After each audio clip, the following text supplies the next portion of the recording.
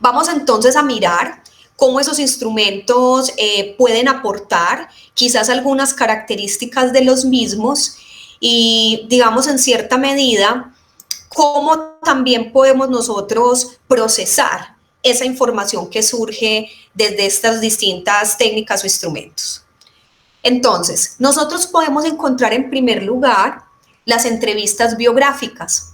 Las entrevistas biográficas, digamos que son diferenciales a una entrevista de tipo convencional, porque la entrevista biográfica de alguna manera parte de objetos generales de conocimiento. En una entrevista convencional, yo puedo establecer un diálogo donde necesito datos muy puntuales. En la entrevista biográfica se opta es por dar preguntas generales que detonen en el otro ese discurso, porque justamente lo que el otro diga es lo que va a dar cuenta realmente de dónde están los acentos, esos momentos críticos o esas situaciones que han sido importantes para el sujeto.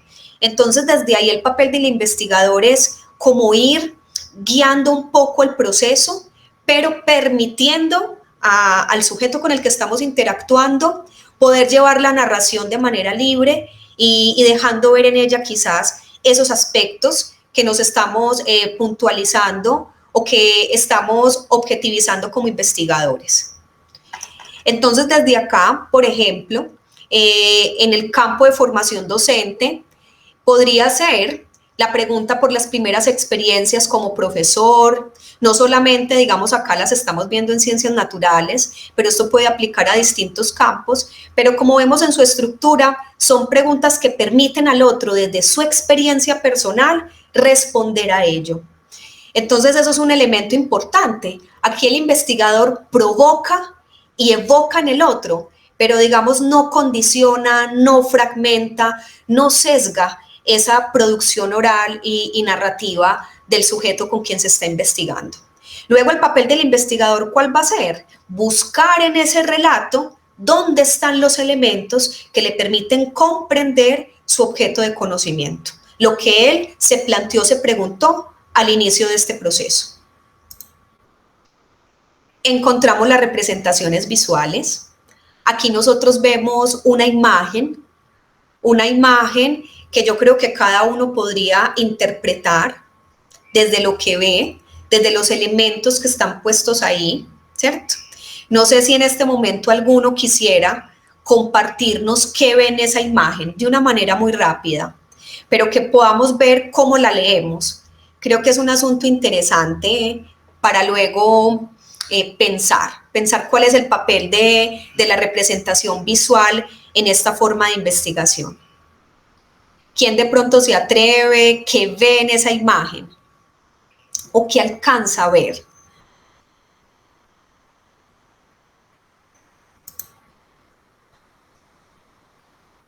Hola, yo alcanzo, no sé, niños en la escuela, algo que se me asemeja a una biblioteca, un rayo verde que no sé, no lograría identificar, pues, qué intenta significar en esa imagen.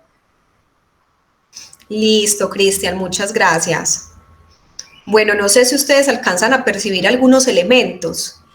Miren en la parte superior unas nubes de lluvia.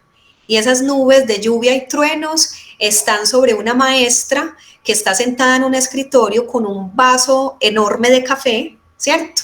Un cerro de libros que uno podría decir a lo mejor son las tareas para calificar, ¿cierto? Y una expresión que está acá en letra pequeña, tanto por hacer. Y vemos al otro lado un rayo que divide esas dos dimensiones y que muestra un sol, ¿cierto? Un sol ahí al lado derecho de la imagen que muestra una maestra con una sonrisa, mírenla ahí, si la alcanzan a percibir, con unos corazones y muestra unas niñas, un grupo de niñas, alzando la mano para participar en clase. Entonces, desde ahí, ¿qué puede interpretar uno de esa representación visual? Ahora bien, la pregunta es, entonces el investigador es el que interpreta las representaciones construidas por esos sujetos con los que está trabajando, con los que está desarrollando la investigación. Fíjense que cuando nosotros leemos imágenes, es un acto que depende de cada uno. Cada uno va a ver lo que, digamos, conecta o interpreta desde su realidad.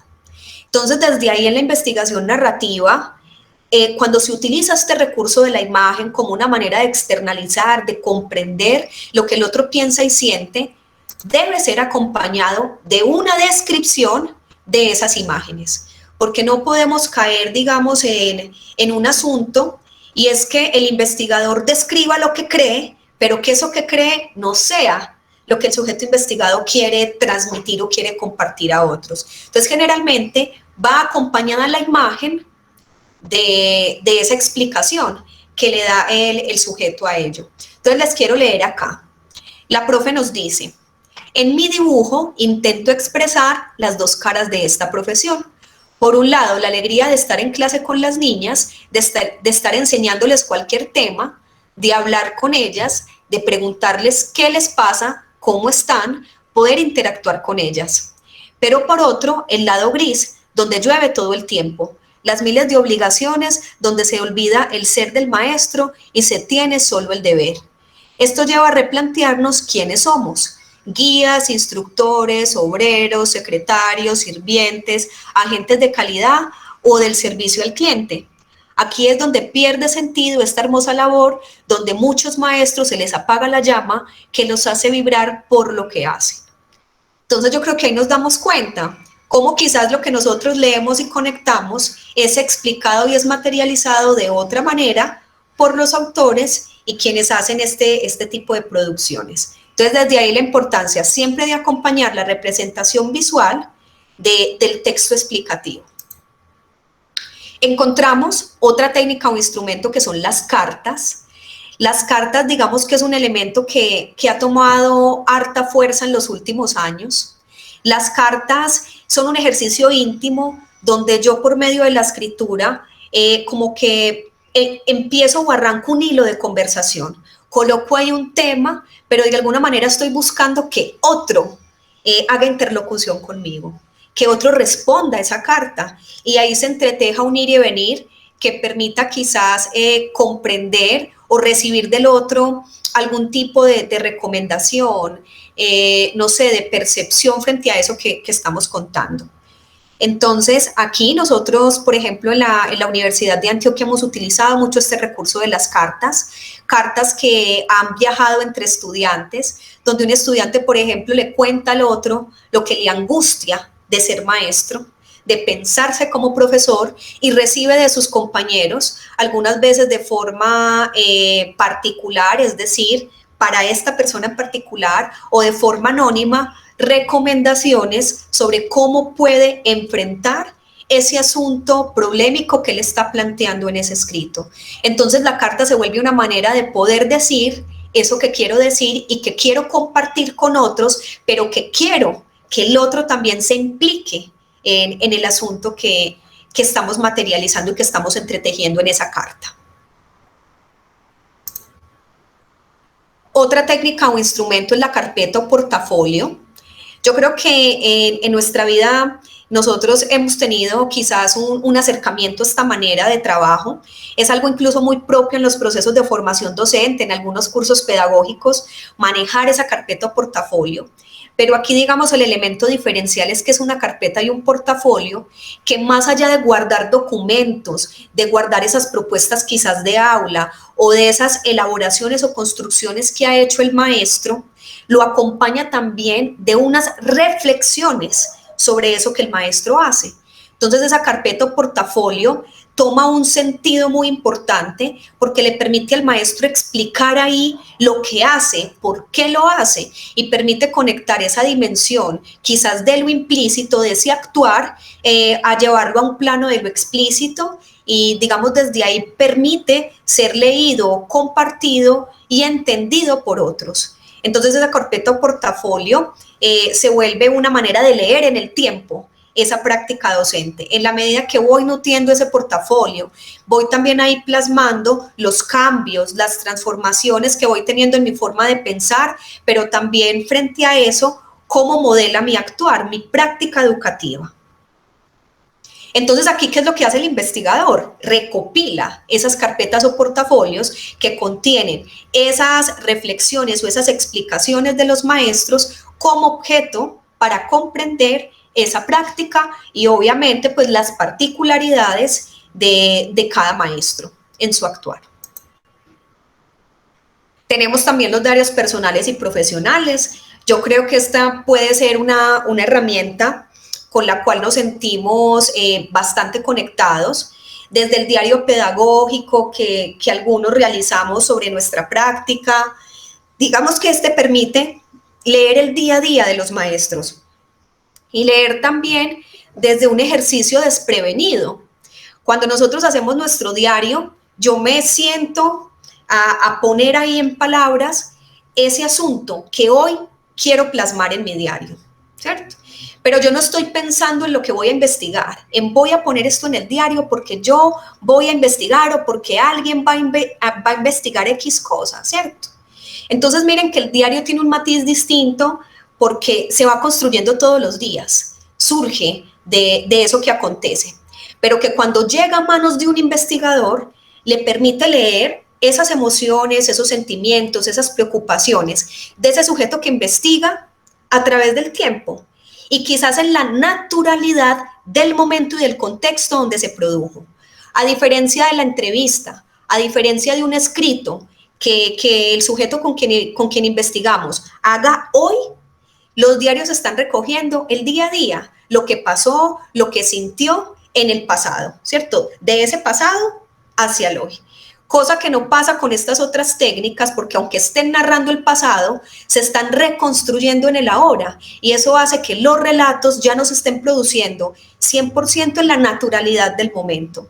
De hecho, colegas, cada vez que contamos una historia, estamos ya entretejiendo nuevos elementos. Eso hace que aunque yo cuente la misma situación a un grupo de personas, no siempre cuente lo mismo. Puede que tenga acentos distintos, que acá lo conecte con esta situación, pero volví a contar esta historia a otros y lo conecté con otra cosa.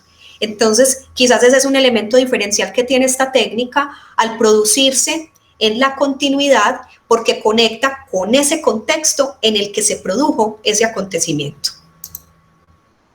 Encontramos las líneas de vida, mírenlas acá, algo muy similar a las líneas de tiempo.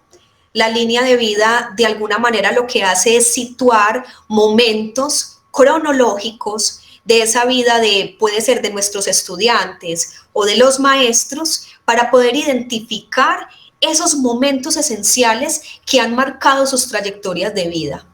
La línea de vida puede ser muy propicia, por ejemplo, para identificar momentos puntuales que luego puedan ser explorados a través de una entrevista o a través de un escrito. Como ustedes ven, lo que hace es integrar fechas, momentos en esa cronología de la vida, con quizás formas de representación, fotografía, dibujos, etcétera, que permiten generar como un panorama amplio de esa trayectoria de los sujetos. Digamos que aquí vale la pena señalar que cualquiera de estas técnicas de investigación siempre se recomienda que sea acompañada de otras técnicas.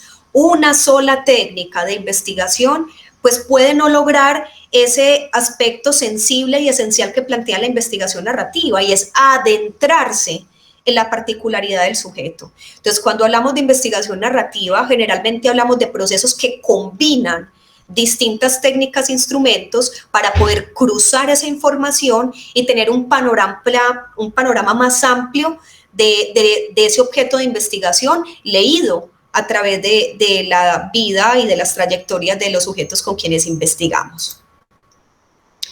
Encontramos también las narraciones autobiográficas.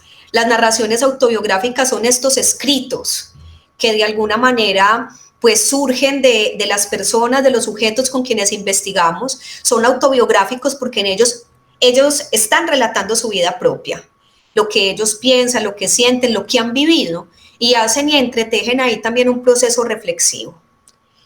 Se han surgido preguntas frente a ello, si esa narración autobiográfica es libre, es decir, decirle al otro que plasme en un escrito eso que considera importante contar, o si este trabajo se puede hacer de manera intencionada. Ahí, digamos, ¿cómo lo podemos entender? Digamos que la narrativa biográfica es libre en la medida también que cada sujeto plasma asuntos que son particulares y él decide lo que cuenta en el marco de ese relato. Pero cuando hablamos de investigación narrativa, pues generalmente apelamos a narrativas que son intencionadas, es decir, que tienen un punto de partida. Ahí el investigador lo que hace es como generar esa temática o ese asunto frente al cual los otros van a narrar y van a dar cuenta de esa experiencia, de esas situaciones, de esos acontecimientos. Todos inmersos en una trama, es decir, en un contexto que le da marco a esos relatos. ¿Por qué se recomienda hacer de esta manera? Porque si yo dejo ese relato de vida completamente abierto, pueden que surjan elementos muy interesantes, pero también puede pasar que para el objeto de investigación que estoy analizando no encuentre elementos suficientes para poder, digamos, triangular, recopilar y analizar esa información. Entonces, una manera de poder acotar también el volumen de quizás de información y de tratar de garantizar que esos escritos o esas narraciones se relacionen con el objeto de conocimiento, parte de una buena pregunta o de una buena invitación que le hace el investigador al docente o al sujeto investigado para que detone el proceso escritural o incluso su narración, incluso en formatos que pueden ser audiovisuales o formatos ya de tipo audio.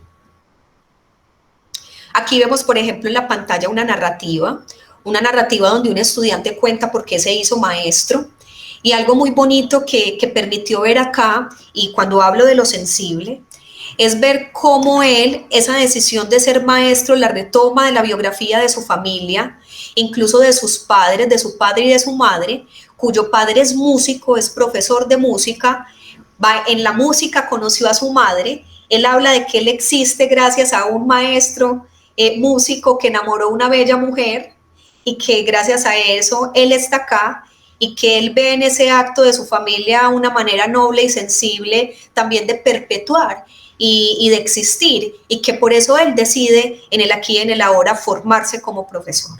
Entonces miren lo que permite ver ese ejercicio de esa narrativa autobiográfica. Esta estrategia llamada biogramas es una técnica que se utiliza quizás más como organizador de toda la información. Es decir, cuando yo ya tengo, por ejemplo, he aplicado una entrevista, tengo algunos escritos quizás autobiográficos de esos participantes, el biograma es como una especie de organizador que me permite reconocer fechas, hechos y quizás denotar las emociones, las sensaciones o las asociaciones que el autor de esos escritos o el productor también de esos relatos me permite ver a mí como investigador. Entonces, hagamos de cuenta que esto es como un instrumento de síntesis que me permite a mí coger todo ese volumen de información que sale desde el oral y lo escrito y comenzar en un tipo cuadro gráfico a abstraer de ahí los elementos quizás más importantes a nivel de acontecimientos o de situaciones que puedan ser tenidas en cuenta a la hora del proceso de análisis de la información. Hay otra técnica que llaman incidentes críticos y que es, digamos, una estrategia que apela a un asunto muy sencillo, y es pedirle al otro que escudriñe en la vida propia cuáles han sido esos momentos de la vida que le han generado algún tipo de emoción importante, es decir, esas situaciones que nos desacomodan, que de alguna manera sacuden a las personas y que uno, digamos, instala también dentro de su cabeza, en el recuerdo, y que se vuelven también importantes a la hora de entendernos y de entender lo que somos. Entonces, esos son los incidentes críticos, pedirle al otro que piense qué acontecimientos de la vida lo han marcado y se han convertido en hitos de su propia trayectoria. Aquí vemos algunos. Por ejemplo, aquí en los incidentes críticos de un docente, nos habla de el traslado a una zona específica donde vivió muchas cosas, donde tuvo, digamos, que enfrentarse a diversas situaciones que dejaron huella en él. Nos habla del ejercicio de cargos directivos, cómo transformarse en director también transformó su práctica, su forma de leer el mundo, de leer la docencia, y nos habla también como incidente crítico los primeros pasos en la profesión, ese inicio en la carrera profesional. Pero entonces, ¿de dónde salen esos hitos? Del propio sujeto con el que estamos investigando. Estos momentos no los da el investigador, surgen y los propone el sujeto investigado. Pero miren cómo eso ya de entrada le hace ver o le permite ver al investigador esos momentos cruciales de la vida del otro, a la hora de poder comprender su práctica y digamos lo que él cuenta y relata sobre su experiencia. Bueno, digamos que hasta ahí nosotros vemos una cantidad impresionante de técnicas e instrumentos que, digamos, se vuelven característicos de este tipo de investigación y se vuelven característicos porque justamente permiten adentrarse a esas situaciones que quizás son incómodas comentar con otros. Algo que quiero contarles ya para ir cerrando es que la investigación biográfica presenta unos desafíos muy interesantes y uno de ellos es la conexión que debe tener el investigador o que puede tener el investigador con los sujetos que investiga. Pongámonos nosotros en esa situación. ¿Será que yo le cuento a cualquier persona que me encuentro o en el cotidiano cosas tan íntimas de mi vida? ¿Será que yo voy contando por ahí cuáles son mis miedos profesionales? Muchas veces ni al profe cooperador ni al profe asesor le hemos contado qué es lo que sentimos o dónde están también quizás nuestros puntos o nuestros puntos más álgidos frente a lo que vemos en nosotros mismos con relación a nuestra práctica. Se vuelven asuntos íntimos quizás difíciles de contar por el miedo a que el otro nos juzgue o a tener, digamos, que mostrar un poco más de lo que somos y cosas que quizás hemos querido salvaguardar para nuestra intimidad. Entonces, desde ahí un desafío grande de la investigación biográfica es esa conexión. Generalmente, antes de emprender un proceso biográfico narrativo, se recomienda tener unos espacios anteriores con esas personas con las que vamos a realizar la investigación, que permitan liberar tensión, estrechar quizás un poco lazos y que eso pueda abonar para que el otro se sienta en confianza y permita también al investigador conocer y adentrarse en aspectos muy particulares de sus vidas y de su formación. Bueno, por acá vemos como algunos temas que han sido importantes en el campo. En cambio, en el asunto de la formación de profesores, el ciclo vital, las fases de la carrera docente, las trayectorias personales y profesionales, los estudios sobre la vida y el trabajo de los profesores, los saberes profesionales, el desarrollo profesional y la identidad, son como esas temáticas que más han apuntado a enfoques de tipo narrativo. Yo creo que justamente en esos nombres vemos por qué. Porque son cosas muy íntimas, hablar del ciclo vital, de las fases de la carrera y de la forma en que el maestro transita dentro de esas fases. Se vuelven íntimas y particulares porque cada maestro desde su individualidad, desde lo que es, emprende caminos distintos, genera conexiones diferentes, sensaciones y emociones que solamente pueden ser reconocidas en la medida en que nos adentramos en los sujetos. Acá en pantalla les presento algunas investigaciones desarrolladas por el grupo de investigación Pienseas en esta línea, las cuales ustedes van a poder encontrar, digamos, a más detalle en la página del grupo de investigación, que les dejo también el link acá al final de la presentación y que pueden también servir como de complemento de ilustración a este asunto que hemos venido conversando. Algo quizás interesante e importante es que las narrativas en el campo educativo en algunos trabajos se perfilan como metodología de investigación, mientras en otros surgen como técnicas narrativas. Entonces, ¿qué quiero finalmente dejar ahí? Las narrativas son muy versátiles. Cuando yo trabajo por investigación biográfico-narrativa, la ruta me la marca el objetivo o el objeto de conocimiento que yo tengo, es decir, el problema, el objetivo, digámoslo así, también como ese planteamiento problemático que hago.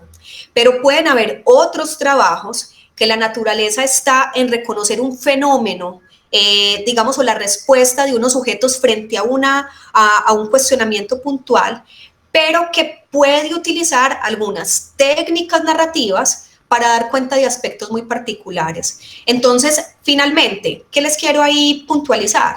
Utilizar técnicas narrativas no es lo que me determina que una investigación sea biográfico-narrativa, es el objeto de conocimiento en sí mismo. Entonces yo puedo encontrar investigaciones, por ejemplo, como las que se han dado en nuestro grupo de investigación, que son de investigación-acción formativa y que utilizan técnicas narrativas. O, por ejemplo, estudios de caso donde se está analizando un fenómeno, un objeto de conocimiento general en unos sujetos, pero que utiliza algunas técnicas narrativas para poder comprender cómo se está dando ese fenómeno.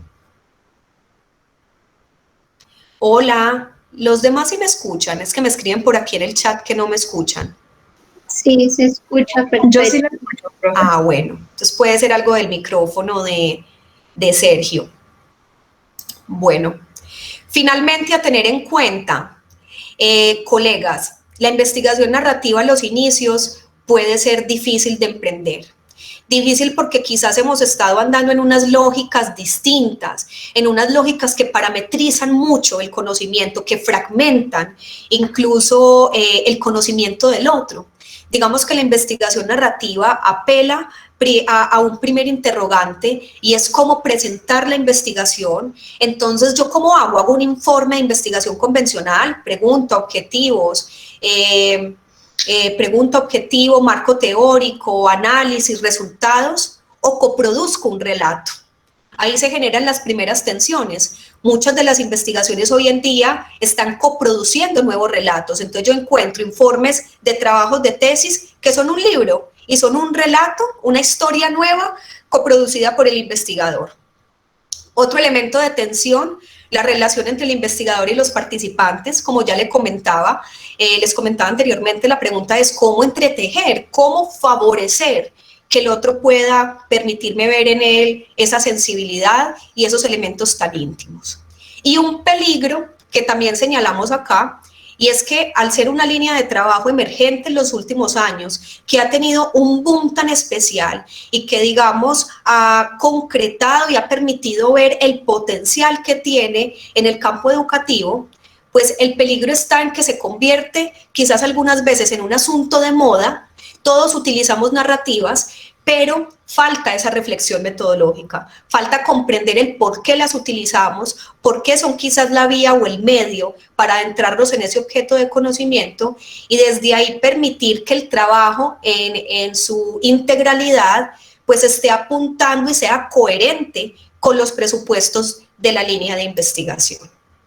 Entonces, bueno, sin ser más, quisiera que abriéramos estos minuticos que nos quedan, 10, 15 minuticos, para poderlos escuchar a ustedes, preguntas, inquietudes, cómo lo ven, quizás si alguno ha tenido la oportunidad de utilizar técnicas narrativas o de comenzar a revisar este asunto de la investigación narrativa, pues quizás también que nos comparta su experiencia. ¿Listo? Entonces los escucho.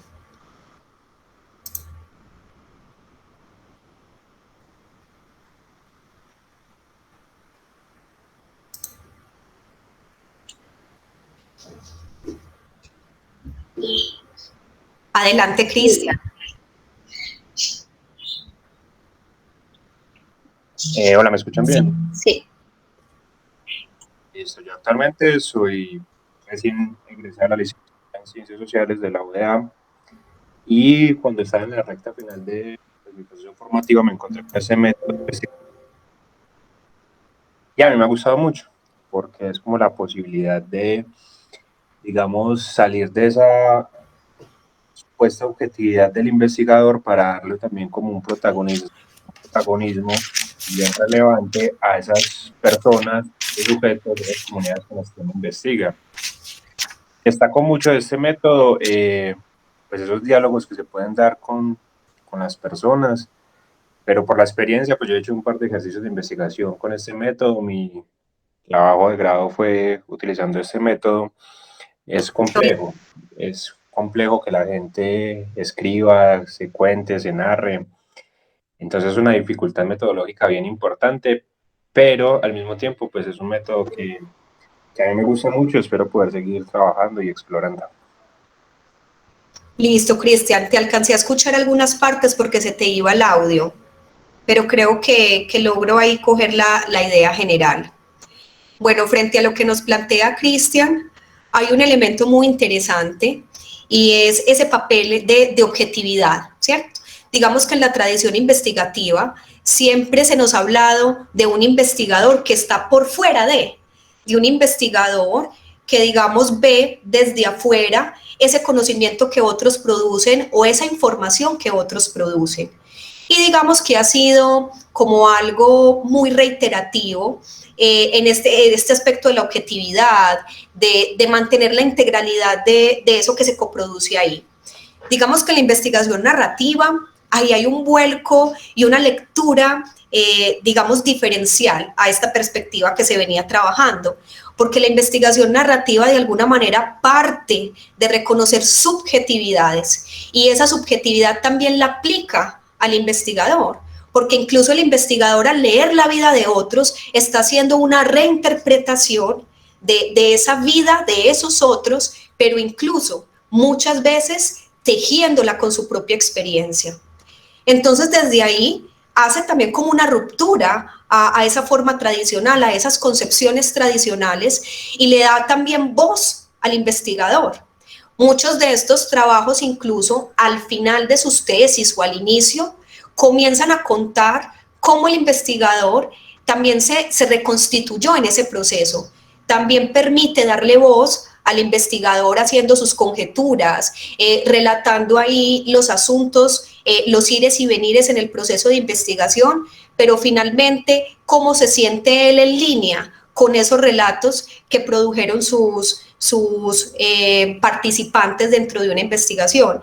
Entonces es un elemento importante a considerar, pero es quizás el que le da también ese potencial importante y diferencial a la investigación narrativa, es el situarse que tiene el investigador también en el marco del objeto de investigación. Listo, gracias, Cristian. No sé si alguien más tiene una pregunta, comentario, inquietud.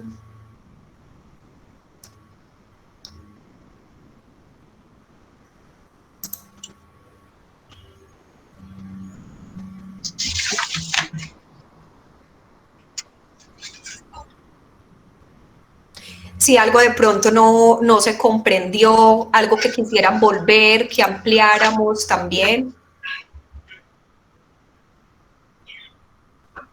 Bueno, yo sí tengo una pregunta, profe. Usted hablaba de que después de que se recolectan los datos se puede hacer un biograma, ¿no? Específicamente en la parte donde estaba hablando sobre la autobiografía.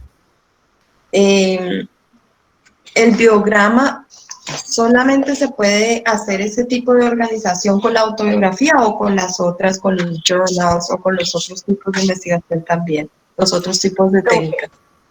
Profe, con todo.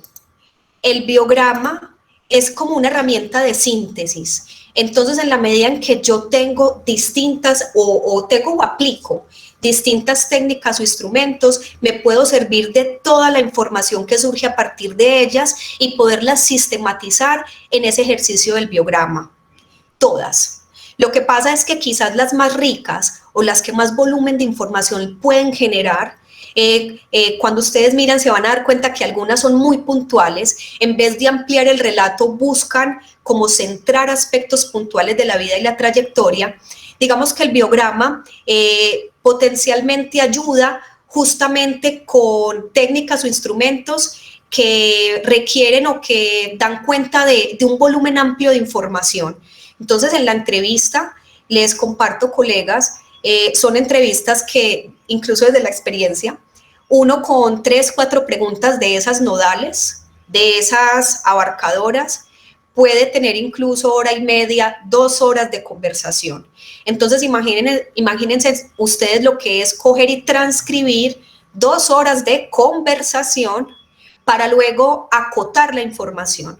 Entonces digamos que el biograma pues potencialmente permite organizar información que viene en formato amplio, porque como vemos las demás, miren que se vuelven más puntuales. En la línea de vida es la fecha y el acontecimiento, ¿cierto?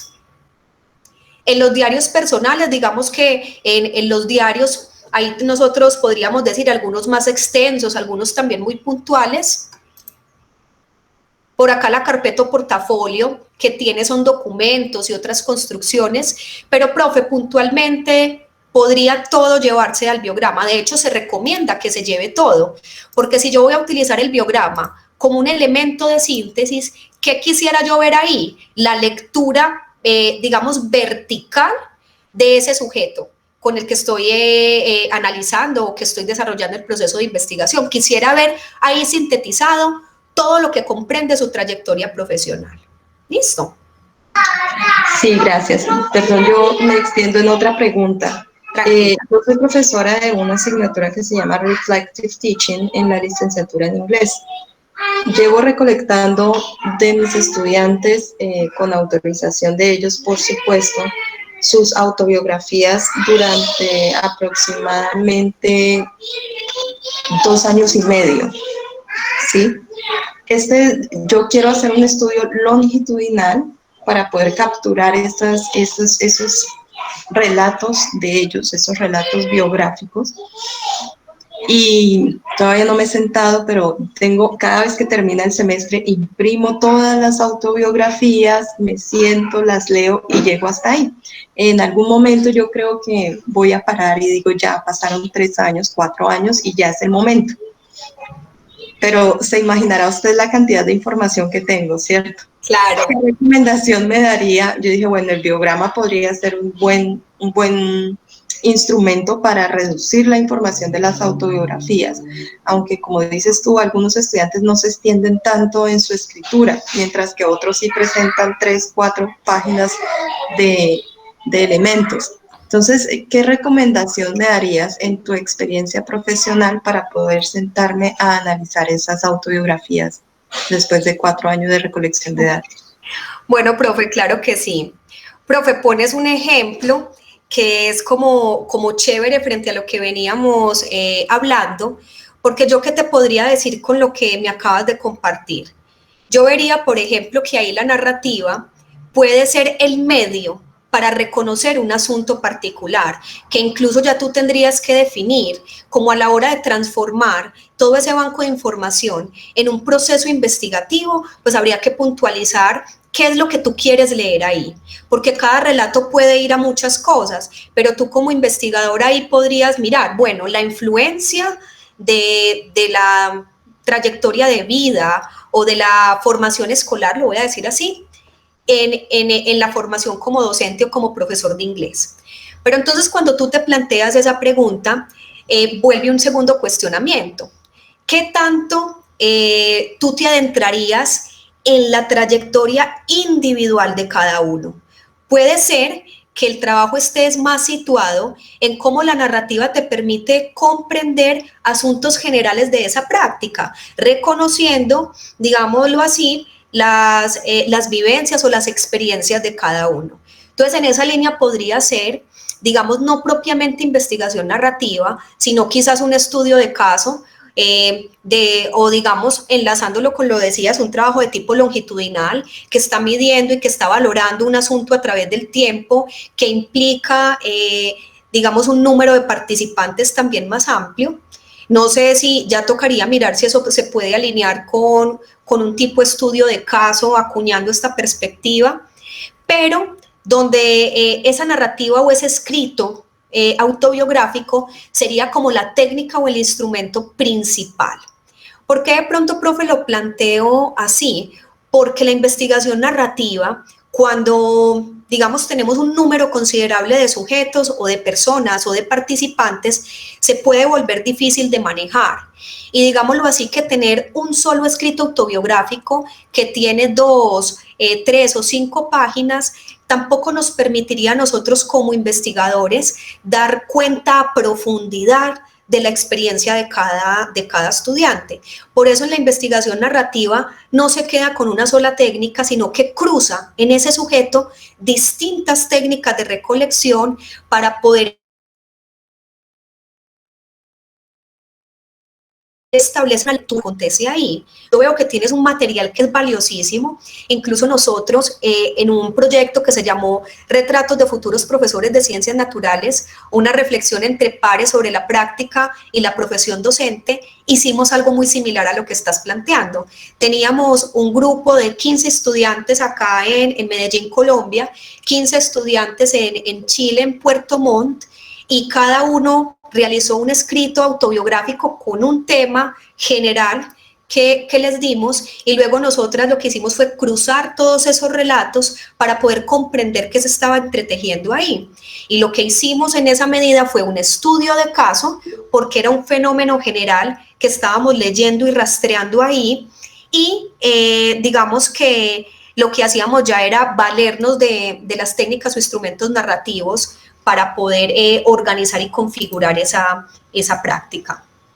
Profe, me dices que tienes autobiografías, diarios y ensayos de cada estudiante. Ah, bueno, Sí. profe, ahí la cosa cambia. Porque Vale, muchísimas gracias. Profe, ¿sabes qué hay que se podría hacer? Yo creo, profe, que es que ahí sería quizás a lo mejor acotar los estudiantes, tomar una población o un número de participantes por cada cohorte, para poder hacer como esa triangulación.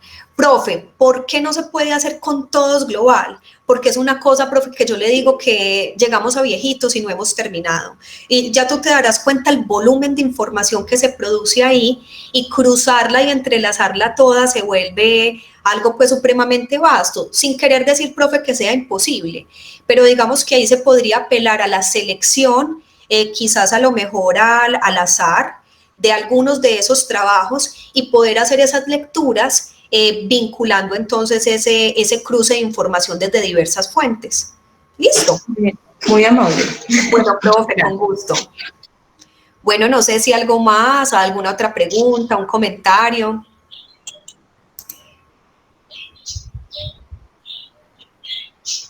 De pronto el comentario que nos dejaron en el chat, el comentario que nos dejó Alexandra, el cual dice: excelente presentación, profe. Yo tuve la oportunidad de realizar una investigación narrativa sobre el uso de los implementos de protección en la comunidad campesina que trabaja la agricultura, principalmente el tema de los agroquímicos. En este trabajo me di cuenta que la narrativa también da cuenta de los estilos de vida y de la construcción y transformación de los conocimientos, dado que en el proceso de investigación narrativa hay una transformación tanto del investigador como de los participantes. Sí, lo que Alexandra plantea va muy en la línea. Yo les digo que es casi imposible salir inmune. Digamos que desde mi experiencia algo en uno se transforma, porque en la medida en que reconoce lo que el otro vive, lo que el otro piensa, incluso comenzamos a hacernos preguntas sobre nuestra propia existencia, sobre quiénes somos, por qué hacemos esto. Y algo que les cuento de manera pues muy jocosa, muy folclórica, uno se pregunta por qué está haciendo esta investigación. Se devuelve esas preguntas, qué es lo que yo quiero y cómo me leo también en ellos. Entonces es como una herramienta bastante potencial, justamente para poder poner ahí eso que está oculto, pero también pensar de forma consciente cómo nos transformamos ahí. ¿Listo?